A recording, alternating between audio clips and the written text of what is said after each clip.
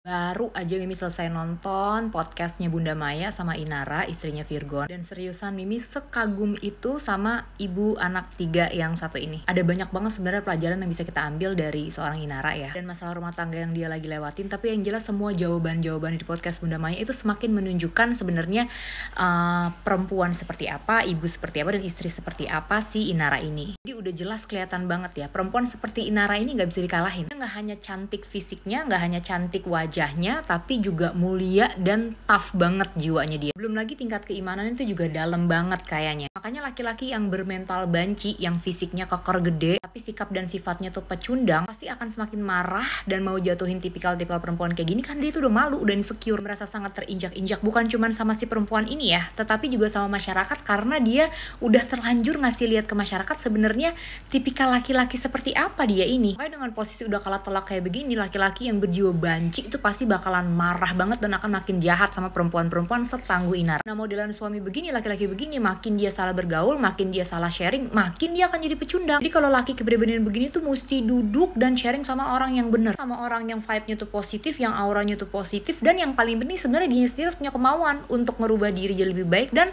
punya kehidupan yang jauh lebih baik. Kalau enggak, ya susah. Makin kejungkel dia, makin kesesat, makin memalukan, makin dia jahat. Makin dia merasa malu, makin dia merasa insecure, makin dia jahat. Dari podcastnya tuh udah kelihatan banget segimana yang namanya Inara ini gak cuma cantik dan indah fisiknya, tapi jiwanya juga seindah itu. Hampir di semua wawancara dia tetap masih menunjukkan betapa dia ingin mempertahankan suami dan rumah tangganya, tapi di waktu yang bersamaan dia juga tuh sangat-sangat ikhlas dan pasrah dengan ketetapan-ketetapan dan hasil yang bakalan Allah kasih. Gila, perempuan kayak gini tuh udah kagak bisa dikalahin.